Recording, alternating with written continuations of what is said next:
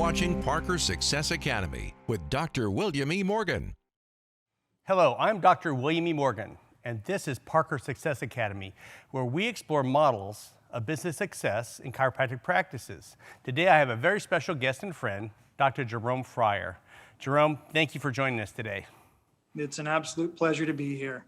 So today, I said when we opened this up, we explore models of chiropractic success, and literally, you're the person for models. You've made in addition to being a full-time chiropractor, you and I have maintained a friendship over the years to understand really what happens when we make that adjustment and what happens with these spinal lesions that we treat.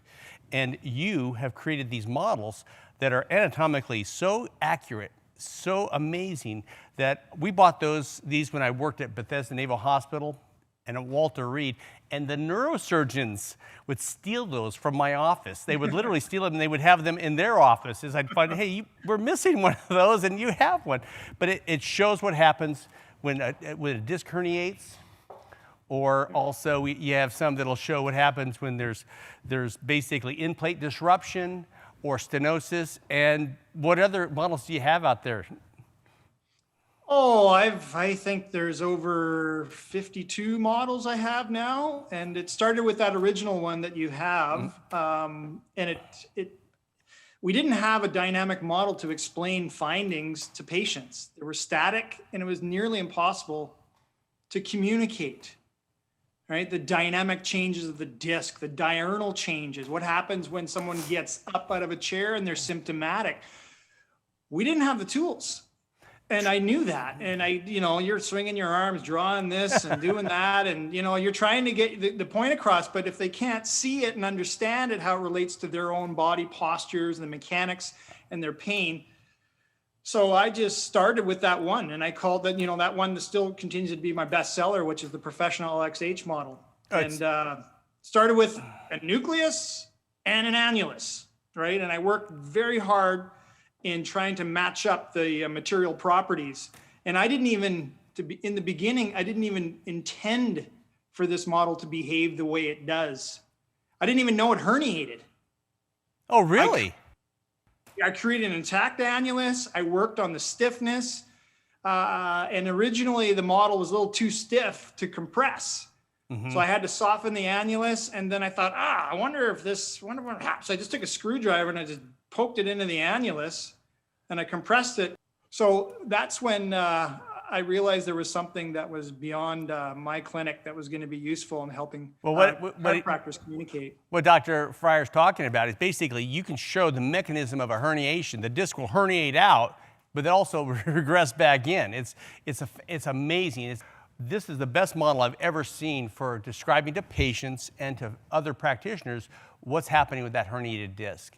But you also have one that shows what happens with the innervation of the small muscles and the facets as well, the medial branch of the posterior primary rami, which is essentially when we are adjusting people, that's what we're affecting, or so it seems to me. Now, you and I have these conversations over the years, and we get kind of heady into these things, talking about innervation of the disc, the facets, the chiropractic adjustment, what it does. But before we go too much deeper, just tell us a little bit about yourself and your practice and what got you involved in this. Well, I'm a practicing chiropractor in Vancouver Island, British Columbia, and in a town called Nanaimo.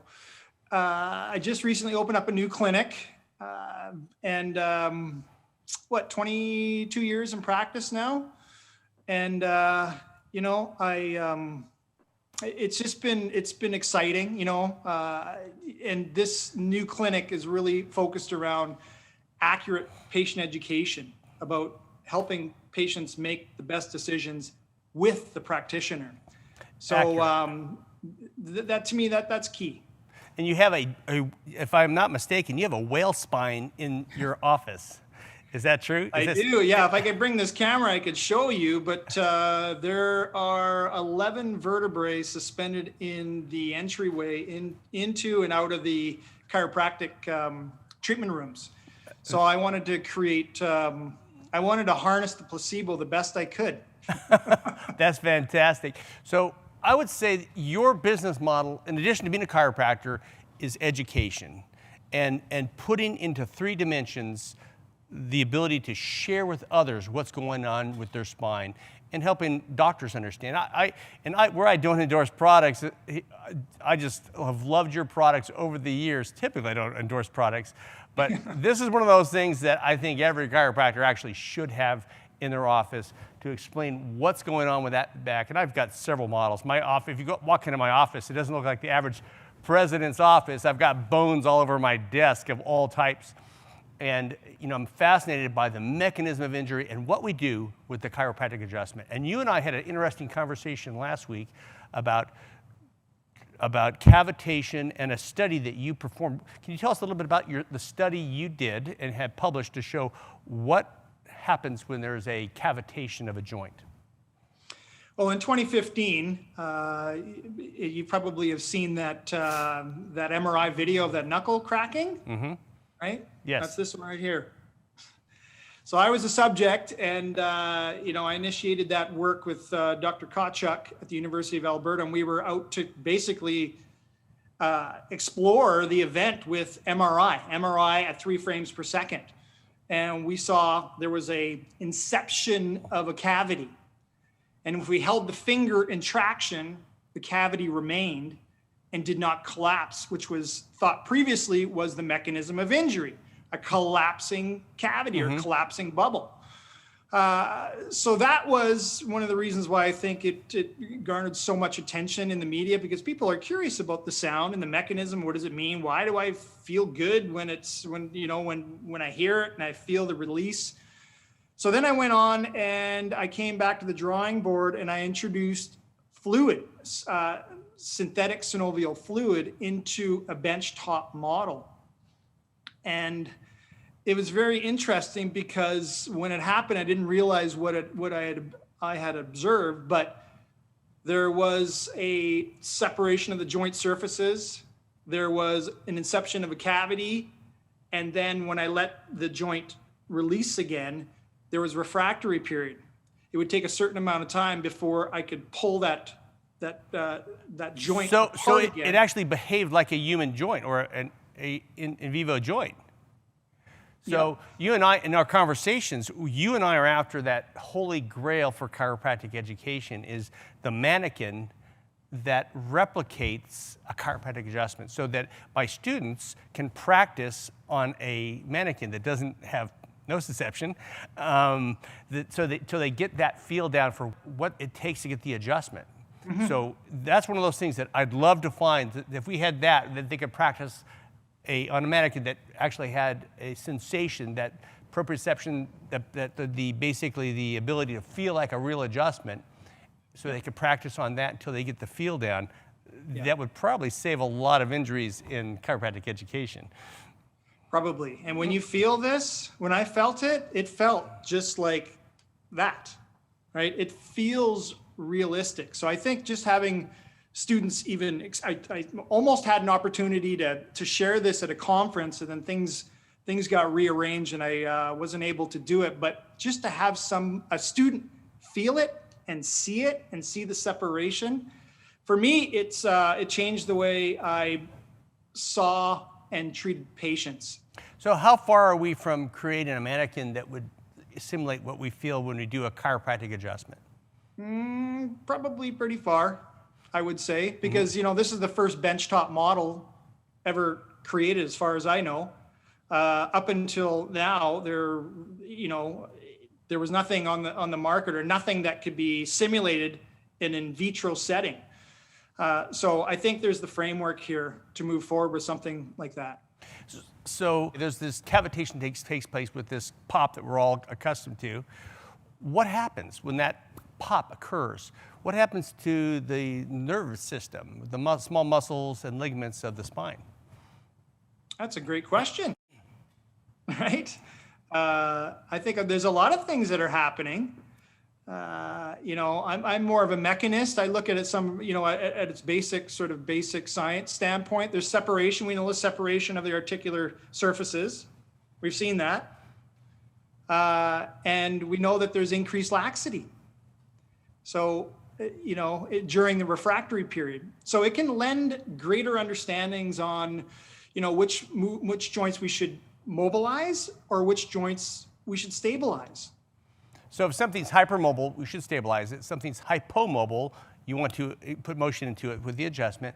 So there's a few studies that have come out with, and you're familiar with these, with multifidus atrophy, which happened after back injury, but also that there's particular exercises that if you do these exercises, it helps reduce the atrophy, but also the chiropractic adjustment. And it looks like there's a few data points out there, but if you connect the dots of these data points, you see it going towards a particular solution. So there's an injury, and you will see on MR, an EMG, atrophy of the multifidus muscles. We also know that the small muscles of the spine have several times the amount of muscle spindle fibers as the polysegmental muscles.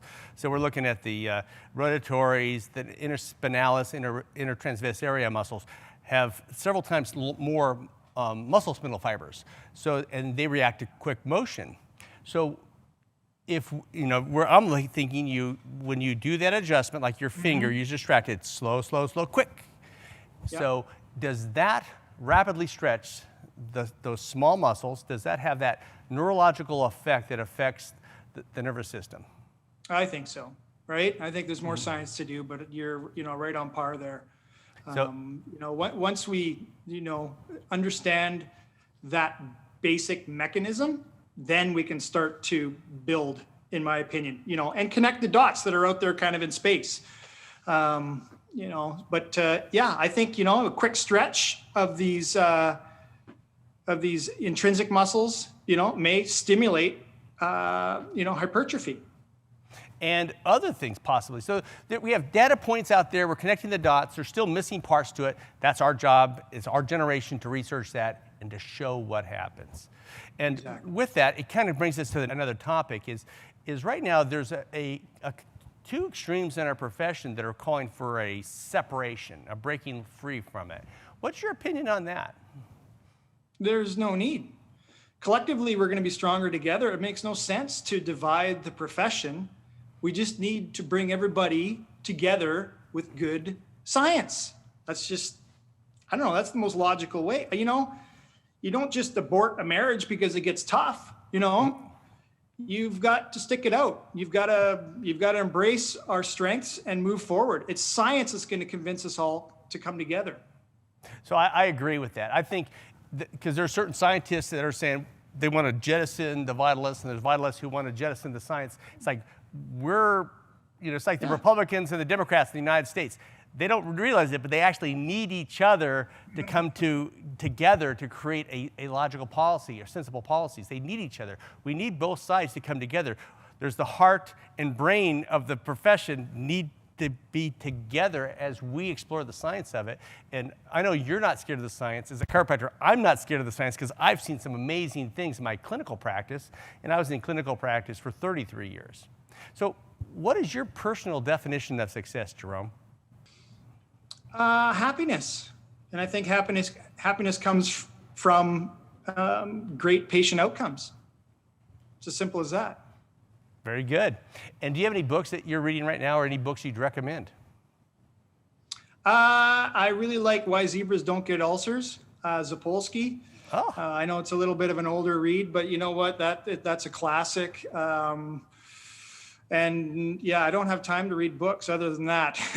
I'm scouring the literature and watching the fresh stuff that comes to the surface and then trying to capitalize on it the best we can. You and I interact. When there's a cool study comes out, we'll say, hey, what about this? We'll go back and forth on it and trying to capture what's happening with the spine and how we should be the experts of the spine and the adjustment.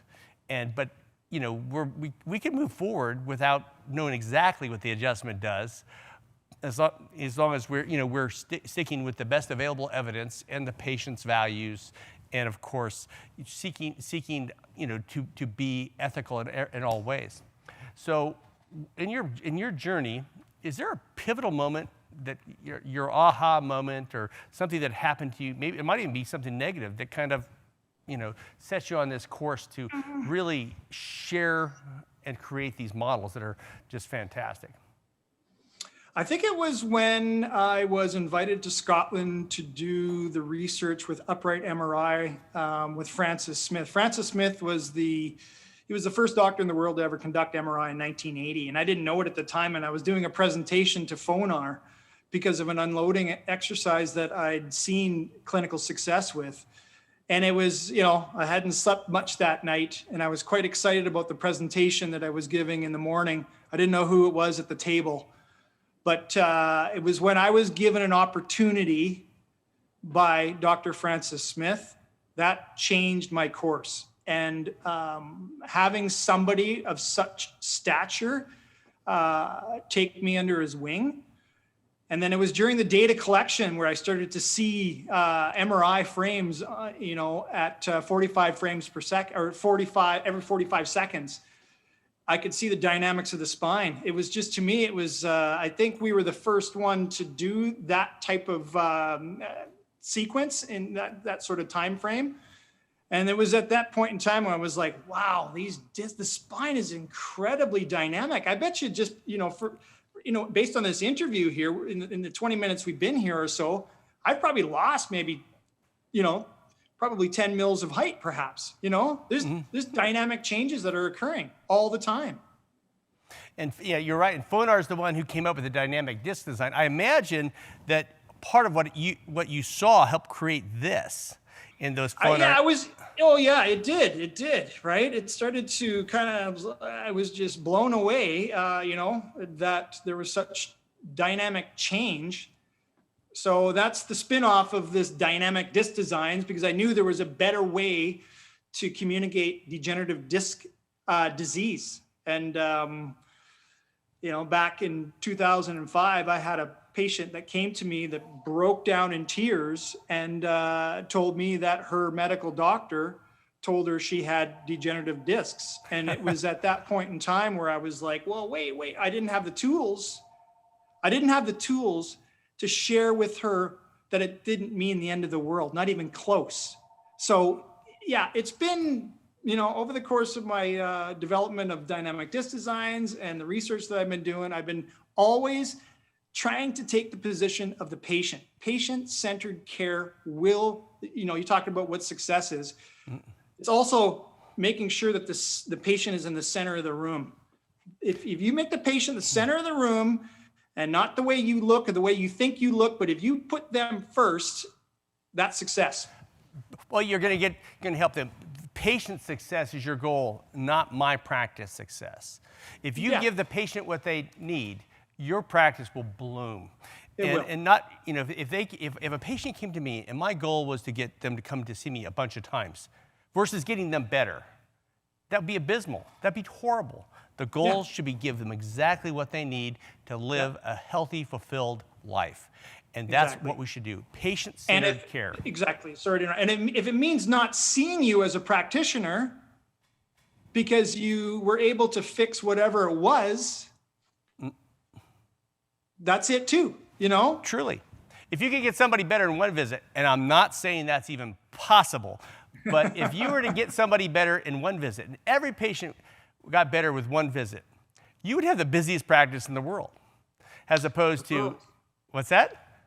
Referrals, exactly. Now that's not possible, of course. They need to have multiple treatments, most people. Some people, it might be like, I'm not going to accept you for various reasons, and I've had that as well. In fact, in my private practice, I remember having one, when I was in private practice, this is probably 25 years ago, I was in private practice for 13 years, I had all these referrals coming in from this particular patient, and I couldn't even remember who this patient was. So I went back in my files, these were back in the days of paper files, and I found this person, and I did not even accept him as a patient. I remembered him. He was a little skeptical, and his hands folded like, you chiropractors, and it's like, okay, I don't think I'm going to help this guy, mainly because of his attitude.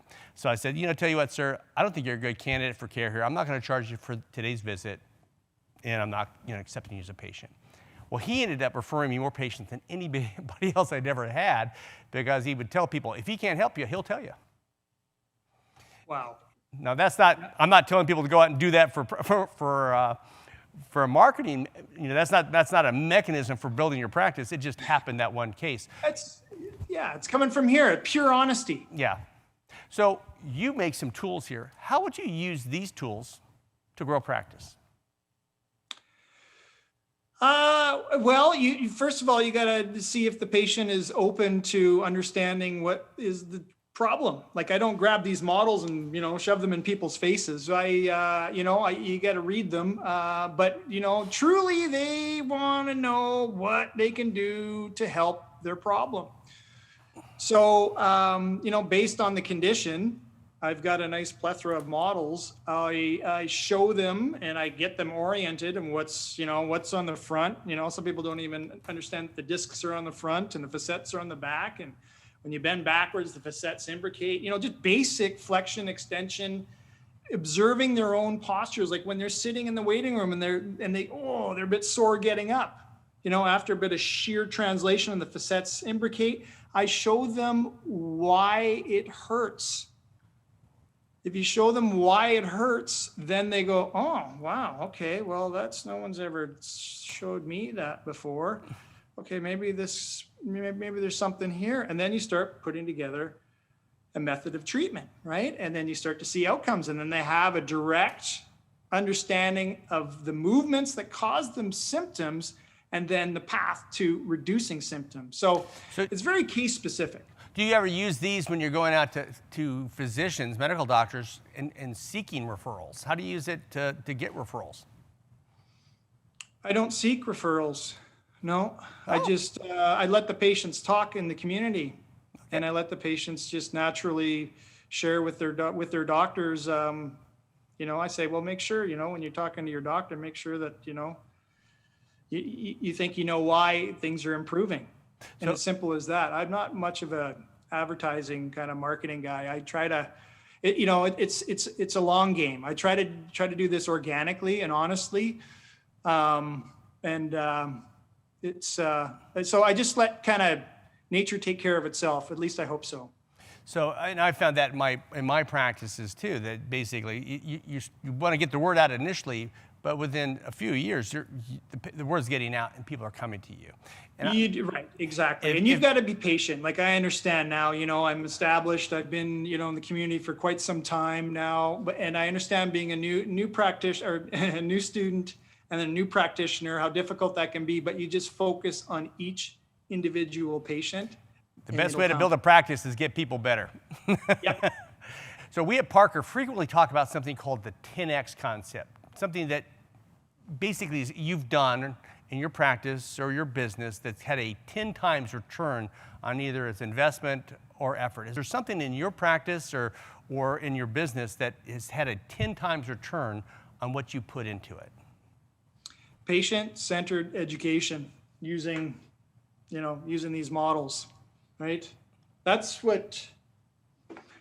been tenfold returns on the investment. Those moments where you're sharing with the patient why it hurts when they roll over in bed or, when they're walking or what have you. Patient-centered education. Fantastic. So what's your superpower, Jerome? Superpower. I don't know. Do I have a superpower? Well, I think you see things that other people don't. I think you see an opportunity. That's one thing I see in you, but also you and I, when we see each other at conferences or just call each other up, there's things that we pick out of the literature that it seems like it goes over the head of other people and they don't quite understand what that means or the implications. Or they'll over extrapolate and say, well, that means we help everybody in this. So right. I think right. you have if I was from the outside looking in, would say you have a gift for seeing the reality through the practical reality in the research studies that we've read over these years. Maybe it could be that. I like to listen to leaders. I like to listen to those that have proven themselves. And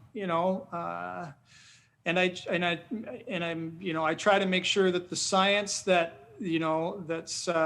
it's based on good, solid core science too. So yeah, it might be it. And I thinking about my superpower. I think it's just about trying to bring the truth to the patients, just trying to bring the most current evidence and the most honest way possible to the patients. I think that's, it's not much of a superpower. It's just, but that's my mechanism. That's how I think I can, how I'm successful. Also, where do you see the profession going, chiropractic going in the next 5 years or so? Well, I hope we come together as a group. I hope collectively we can put aside our differences, like you spoke of earlier, and just collectively rally the troops and focus our attention on pertinent research to chiropractic science. That's where I truly hope. And I hope that we continue to investigate and optimize how we use our hands for treatment. That's where I'd like to see us go. Very good. So we've drawn to an end. This is the end of our interview. So is there one final thing you'd like to leave with the audience? And could you leave some contact information? It's been an absolute pleasure. I just, to be here and even be considered. If you want to know more about me, you can go to dynamicdiscdesigns.com. Or you can go to my latest new clinic, is dynamicchiropracticclinic.ca, or you can go to drfryer.ca. There's a list of my publications and some of my current interests. Very good. Well, you have been listening to Dr. Jerome Fryer, and this is Parker Success Academy. Thanks for watching another episode of Parker Success Academy with Dr. William E. Morgan.